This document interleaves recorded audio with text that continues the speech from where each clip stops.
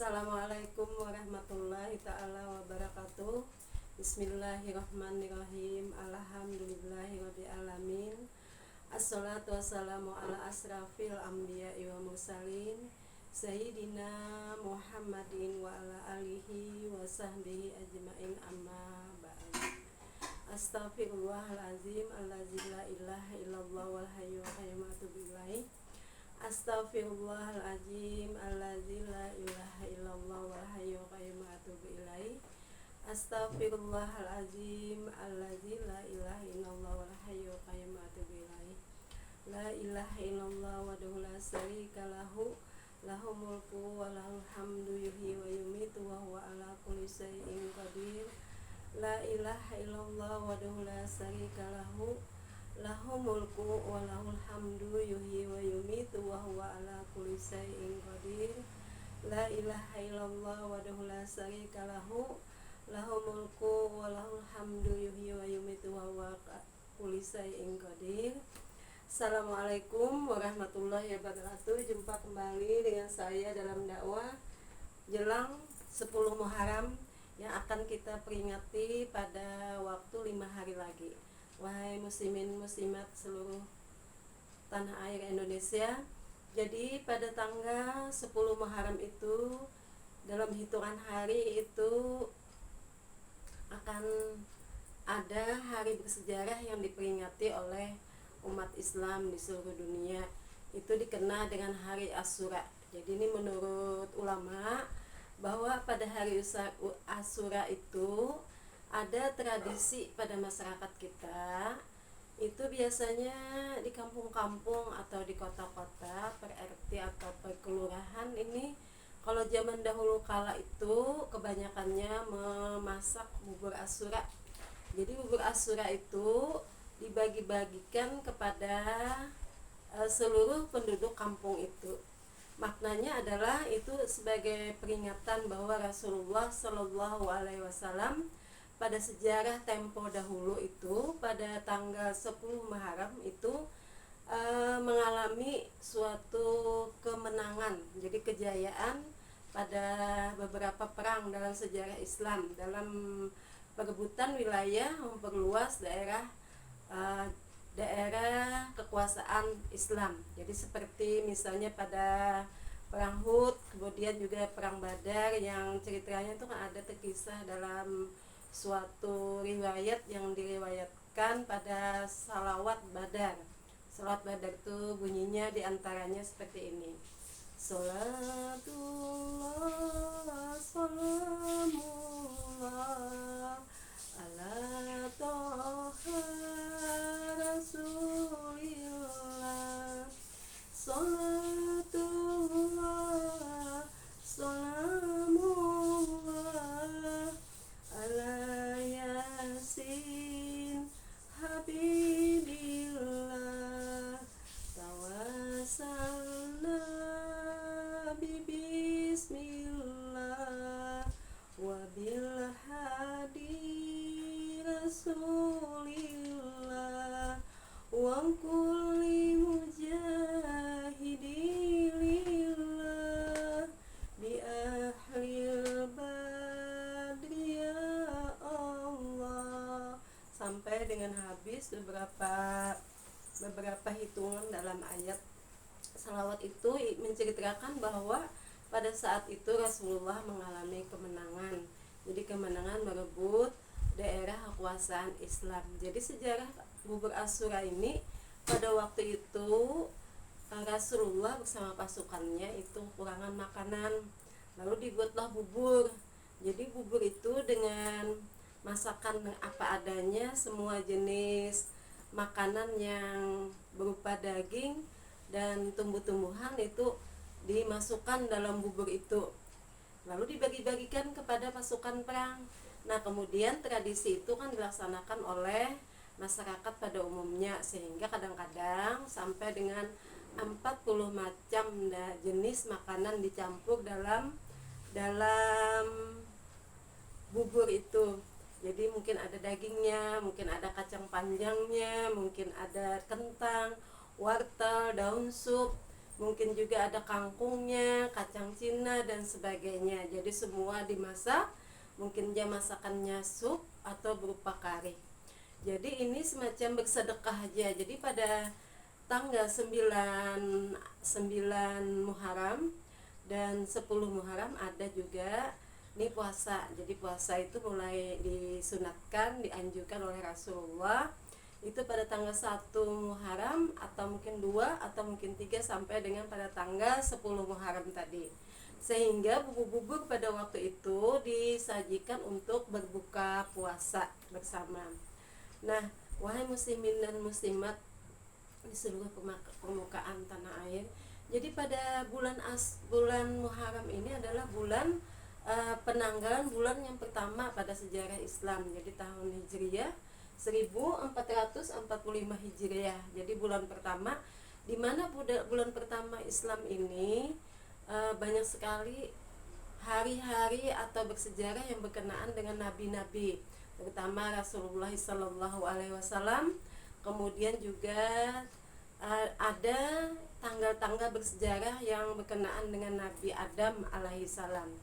Rasulullah itu misalnya pada tanggal 2 Hijriah ini beliau hijrah dari kota Mekah yang tinggal selama itu waktu itu 13 tahun karena tidak merasa cocok di kota Mekah, kemudian pindah ke Madinah dengan beberapa pasukan ini pada tanggal 2 Hijriah. Jadi menandai perpindahan Rasulullah SAW dari kota Mekah ke Madinah itu tanggal 2 Hijriah. Kemudian berikutnya juga pada bulan-bulan Muharram ini ada terjadinya ketika Nabi dibuang. Jadi Nabi itu Nabi Adam alaihissalam dikeluarkan pada surga, ibaratnya dilempar ke dunia oleh Allah Subhanahu wa taala juga pada bulan Muharram. Pertemuan Nabi Adam dengan Siti Hawa ini terjadi di bukit, jadi di bukit Jabal Siti Rahmah itu di Mekah adanya. Jadi kalau orang berhaji atau berumrah itu biasanya selalu suka menaiki Jabal Siti Rahmah ini. Jabal Siti Rahmah ini kenapa dikatakan dari Jabal Siti Rahmah? Karena di situ ada dikatakan bukit kasih sayang. Jadi jar ulama sebagian besar ini di saat naik ke bukit Jabal Siti Rahmah ini, apabila dia meminta sesuatu yang berkenaan dengan jodoh, mungkin rezeki, itu bisa langsung terkabul. Nah ini tapi kebenarannya wallahu alam bisawab. Jadi hanya Allah yang mengetahui kebenarannya. Jadi pada bulan Muharram ini adalah bulan yang penuh dengan hikmah, penuh dengan sejarah yang berkenaan dengan Nabi Muhammad SAW, juga berkenaan dengan Nabi Adam alaihissalam. Jadi kita mengenangnya sebagai bulan yang sangat istimewa. Jadi makanya bulan apa yang diutamakan sebagai misalnya puasa sunat yang paling utama, yaitu puasa 1 Muharram. Selain dari puasa-puasa lainnya, tetapi kalau untuk puasa wajib Ramadan, tapi yang paling utama tadi untuk sunatnya tadi 1 Muharram ini. Nah jadi pada mulai tanggal 1 Muharram, 2 Muharram, 3 Muharram ini tanggal-tanggal sampai ke tanggal 10 Muharram itu adalah tanggal-tanggal yang penuh bersejarah. Kemudian karena diperingati supaya tidak dilupakan oleh sebagian umat besar Muhammad SAW, makanya selalu dilaksanakan, diingatkan, diperingatkan. Nah jadi di mana-mana tempat ada orang yang bersengaja memperingati hari tahun baru Islam. Kalau di Kota Baru itu saya pernah tinggal di sana sampai 12 tahunan lebih, itu peringatan 1 Muharram itu tahun baru Islam itu sungguh meriah. Jadi keliling kota, padahal kotanya di sana kan naik gunung turun gunung, nah membawa anak-anak sekolah madrasah ibtidaiyah. Nah di sini yang ada ini masih seperti ya tadi, membuat bubur Asyura. Makanya hari Asyura pada tanggal 10 Muharram. Selain hari Asyura, hari orang yang banyak membuat bubur Asyura ada juga yang lebih penting sekali adalah kita harus memuliakan anak yatim. Jadi memuliakan anak yatim misalnya, apalagi kalau anak yatim itu masih kecil sekali setingkat SD misalnya TK, nah sampai dia memang belum mempunyai seorang ayah, berarti masih yatim. Nah ini kita disuruh oleh Nabi Muhammad SAW, itu ada di surah Ad-Duha. Jadi surah Ad-Duha kita disuruh memuliakan anak yatim. Misalnya kita memberi berastilah itu sedekah pada anak yatim. Jadi misalnya kita buat aja di kampung itu ada 40 orang anak yatim, maka bila kita buat amplop 40 anak yatim, misalnya hanya ada beberapa, kita buat beberapa, misalnya isi amplopnya itu ada 10.000, mungkin sesuai dengan kemampuan kita. Nah ini menurut Rasulullah SAW di tanggal 10 Muharram itu sangat baik dilakukan. Dan ada ulama juga yang mengatakan ini bahwa apabila, nah ini juga menambah murah rezeki nih bagi orang yang suka memberi dengan ikhlas kepada anak yatim. Di 10 Muharram itu bertahun-tahun dilaksanakan kegiatan seperti itu. Ujar beliau, ini memurahkan rezeki yang tidak putus-putusnya sampai orang itu benar-benar kaya karena memuliakan anak yatim aja.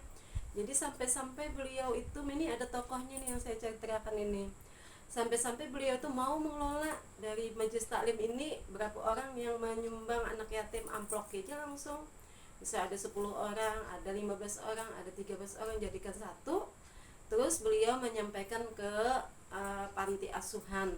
Jadi berapa jumlah anu tadi catati orang-orang yang suka bersedekah pada tanggal 10 Muharram tadi. Jadi beliau itu tokoh ulama wanita yang menyalurkan sedekah tadi, karena jadi tiap tahun tuh beliau mengelola, karena beliau selain kita dapat pahala yang berlipat ganda, juga memurahkan rezeki. Jadi menjadikan orang yang suka bersedekah tadi ternyata khususnya untuk anak yatim ini cepat sekali menurut beliau itu kaya. Nah ini salah satu manfaat daripada tanggal 10 Muharram ini.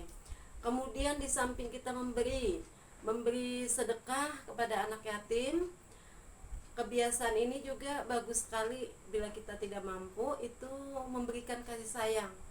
Jadi memeluk anak yatim itu, kemudian memberi harum-haruman pada rambutnya. Nah diharum-harumin. Nah kalau kita memberi harum-haruman kan biasanya kadang membahagiakan hatinya juga, pasti kita beri misalnya ala kadarnya seapa. Nah ini adalah kebiasaan Rasulullah SAW. Rasulullah SAW itu adalah tokoh pemimpin jadi sedunia yang suka sekali menyantuni anak yatim, walaupun beliau pada saat akhir-akhir hidup itu sudah hidup sangat sederhana sekali. Jadi tidak seperti beliau misalnya pada waktu beliau baru kawin dengan Siti Hadijah. Jadi tetap aja tidak ada perbedaan sifat beliau, tetap penyantun, pengasih dan sayang pada anak-anak. Nah jadi mari kita sama-sama nanti pada hari Jumat, mungkin ini tanggal 10 Muharram, memperingati hari Asyura, paling tidak di rumah masing-masing. Nah jadi paling tidak kalau sebagai ibu rumah tangga misalnya, kita membuat makanan pada hari itu istimewa untuk suami, untuk anak-anak. Kita juga bersedekah kepada ala kadarnya kepada anak yatim. Jadi membahagiakan di rumah secukupnya. Jadi pada saat itu tercukupilah, lebih daripada hari-hari biasanya. Ini pada tanggal 10 Muharram ini sesuai dengan anjuran Rasulullah SAW. Jadi karena ini anjuran dari Nabi Muhammad SAW, maka mudah-mudahan kita dapat benar-benar mencontoh akhlak beliau ini, karena beliau itulah nantinya yang memberikan syafaat kepada kita semua. Jadi Kalau kita diberi syafaat semuanya, maka walaupun kita berdosa mungkin ya semua seduniaan bisa aja masuk surga apabila seduniaan Islam. Siapa tahu di kemudian hari dengan pertolongan Allah Subhanahu wa taala tidak ada lagi yang tidak Islam di Indonesia khususnya. Jadi akhirnya Indonesia adalah negara Islam yang 100%, bukan lagi tertera 90%. Nah, ini berkat Rasulullah Sallallahu Alaihi Wasallam, dimana di negeri akhirat kita insya Allah itu yang memberikan syafaat adalah Rasulullah Sallallahu Alaihi Wasallam. Meskipun para ulama hanyalah pemimpin-pemimpin pada golongan-golongannya masing-masing, tetapi pemberi syafaat yang utama adalah Rasulullah Sallallahu Alaihi Wasallam. Asal tadi waktu hidup di dunia kita rajin sholat, kita mengenal bisa baca tulis Al-Quran, kita juga menyayangi Rasulullah Sallallahu Alaihi Wasallam. Jadi sering berselawat. Kalau kita sering berselawat berarti kita sering mengenang Rasulullah. Kalau kita sering mengenang Rasulullah Sallallahu Alaihi Wasallam, maka insya Allah mimpi kita pun, tidur kita pun akan terjaga oleh Rasulullah Sallallahu Alaihi Wasallam tadi. Nah, muslimin dan muslimat di seluruh Indonesia, ini ada selawat yang bagus sekali bila kita amalkan di waktu tidur, terutama misalnya pada malam Jumat, karena ruh Rasulullah lah yang akan masuk pada tubuh kita, bukan ruh-ruh yang lain. Kan begitu menurut penjelasan ulama. Selawat itu adalah begini bunyinya: Assalatu wassalamu alaika ya sayyidi ya Rasulullah. Assalatu wassalamu alaika ya sayyidi ya Rasulullah.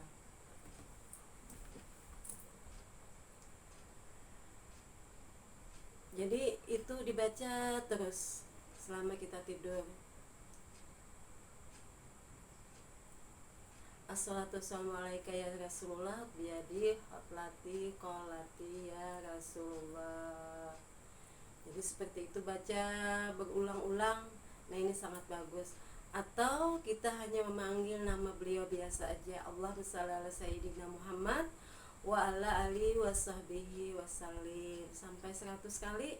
Jadi sebelum tidur jangan lupa kita juga membaca misalnya bacaan Allahullah sekali, itu ayatul kursi, kemudian membaca qul huwallah 3 kali, ini sebagai ayat-ayat pelindung, kemudian membaca surah qul a'udzu birabbin nas 1 kali, kemudian qul a'udzu birabbil falaq sebagai ayat pelindung waktu kita tidur. Jadi dalam tidur, dalam mimpi pun tetap terjaga, tidak ada tidur di dalam kegelapan walaupun misalnya padam lampunya. Jadi kalau dia bermimpi, mimpinya itu terang, berderang, jadi tidak ada gelap yang dilihat. Karena sebenarnya Allah itu, Rasulullah itu laksana cahaya yang menerangi isi dunia. Sehingga bila kita diterangi oleh cahaya, maka kita insya Allah berada dalam petunjuk dari Allah Subhanahu wa ta'ala. Nah, muslimin dan muslimat seluruh permukaan Indonesia, jadi hari 10 Muharram adalah hari Asyura. Ini sebentar lagi akan kita hadapi. Jadi pada saat itu bagus sekali tadi berbuat baik untuk memuliakan anak yatim, kemudian bersedekah misalnya ala kadarnya dalam bentuk bubur Asyura. Paling tidak kita berbuat baik tadi di dalam rumah. Semoga apa yang kita lakukan mendapatkan pahala yang berlipat ganda di dalam kehidupan di dunia dan di akhirat. Salah hilaf saya mohon maaf. Demikian ceramah dari saya, mudah-mudahan manfaat. Wabillahi taufik wal hidayah. Wassalamualaikum warahmatullahi taala wabarakatuh.